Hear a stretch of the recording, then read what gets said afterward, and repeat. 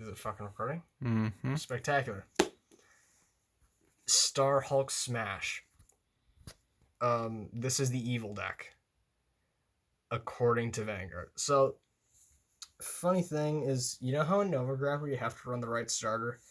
This is the only time in Link Joker that's the case. You run Starhulk, and watch me fail to pronounce this. Literally.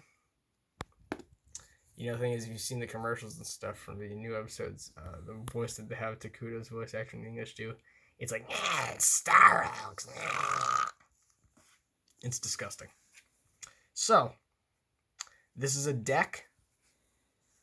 Run heals. I'm running an extra draw because this is literally the trigger lineup we ripped out of the deleters that I disassembled for this.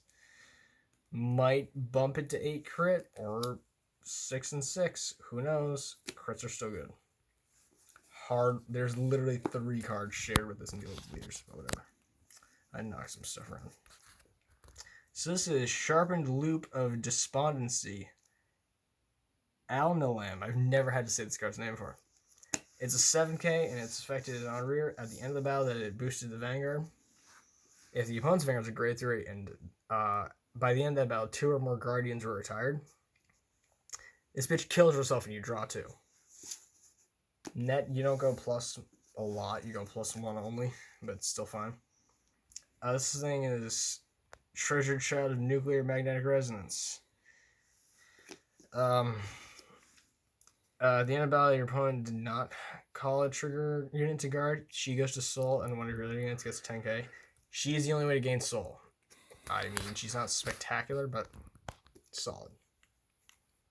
And this one's the last just tech option, because these last spaces we just kind of filled up because it's supposed to be good stuff. Fatal Shockwave. Jet Shaft. This dude's name is Jet Shaft. What else could you want? So when he boosts, you can soul blast one. Your opponent has to guard his intercept as much as possible. It fucks Murakumo. And funny thing that I just remembered I forgot to say up until now, 99% of the high rarities came from the guy on the Discord server, Press Raizer.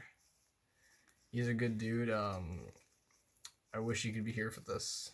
Wish he could be doing a profile with us, because we all just kind of pooled into this. So on to the Starhulks proper. First grade 1, Starhulk Chiro. When placed, you counterblast 1, and you check your top 4, and you choose 1 grade 2 or greater Starhulk in them. Reveal it to your opponent, then you send the other 3 to drop. But if you couldn't reveal any, you send them to drop. Benefit of this is that even if you don't get one, you're removing cards that you won't need later. You know, like you're thinning your deck at the very worst, you know? So it's whatever.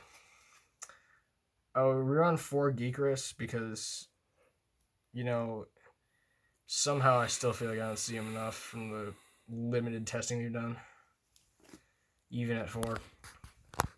Sure, he only works once, but you need him at one time. First goes on Guardian. After he successfully guards, you can counterblast 1 and call him to rear guard.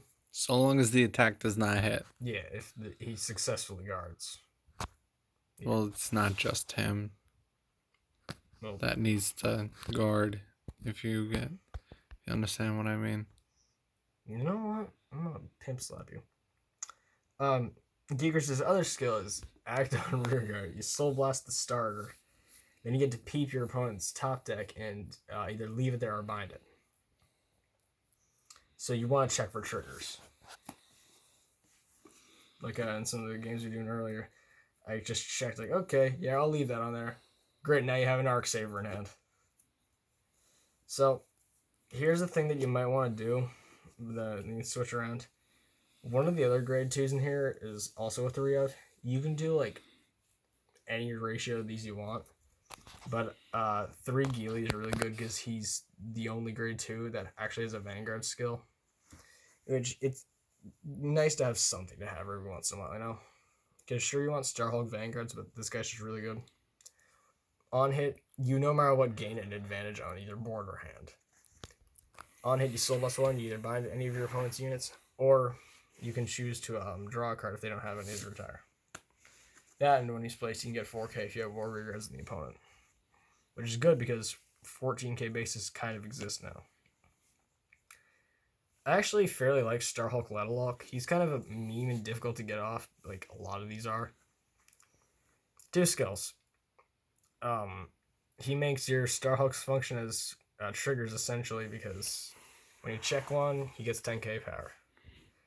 And also, the real reason you run him is for his other skill, where when he intercepts, if you have a Starhulk Vanguard, you get to peep your opponent's top deck again, either move it or bind it. Or either leave it or bind it, I should say. So, last grade 2, though, is White Outer Vect. This guy's great. After he attacks,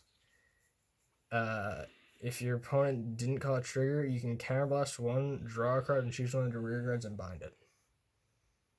He either forces your opponent to guard a small attack, or he does some good crap. He's nice. So we run 3 Decayed All Out of Mana, because 3 is enough to see when you need it. He has 2 continuous skills. First, he gets 10k, your opponent gets an extra drive. You'd think that'd be awful, but you probably know what the Brandts do.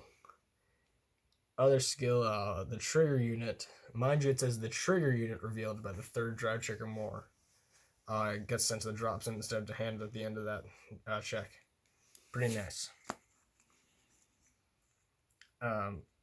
Then 4 of Wandering Starhulk Ruler Brandt.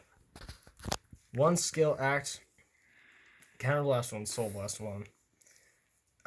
Change your opponent's trigger effects, excluding the power increase 2. For a critical, your opponent's Vanguard loses a critical, and for a heal trigger, it deals them a damage. It's a counterblast and soul blast. Then all these have gifts. Then grade 4, the epitome of evil on the map, the 6-armed thought himself with the big boobies. Wandering Starhulk deity, Brandt Ringer. 1 skill again. It's counterblast 1. Reverse all trigger effects excluding power gain. The reversal of the crits, it's the same as the other Brandts and the same with the heals. But draw triggers, you have to discard a card. And the power increase from front triggers is given to the back row. So, stuff like Now Economy makes out real easy with it. Especially if a restanding Vanguard that's guaranteed in an Axel attack. Yeah. I mean, this deck is... It's not particularly great. It doesn't do all sorts of, absurd things that your opponent can't deal with. It's one of those types of decks that, you just build because it's dirt cheap. Seriously, your VR is, $8. And the main triple, it's, 1. This guy's, maybe 3 or 4. Seriously, this deck is... The most expensive thing is draw PGs. And draw PGs are always pricey. If you already have the draw PGs, this costs as much as, a play set of Overload the Great. Seriously. Me and the 2 other guys from the main Discord server and that we chill with at our locals, we just kind of threw all of our crap in together for this. Like I said, our buddy Press Raizer. It was mainly me and Press Raizer. Yeah, I threw in some other stuff, and I was the one who came up with the build. Yeah. So, yeah. That's our whole shtick.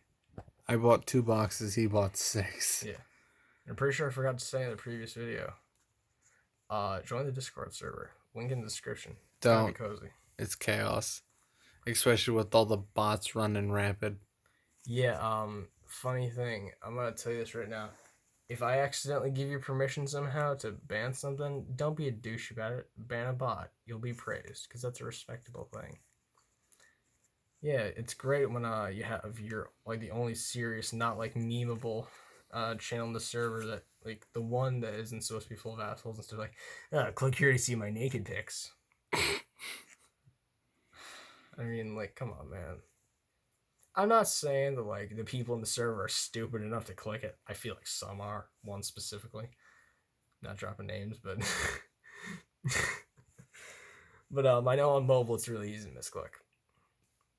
So on that note, stay safe on Discord. It's a fucking tumor. Or this guy will come for you in your sleep and shove his tendrily fingers in your bumhole. Goodbye.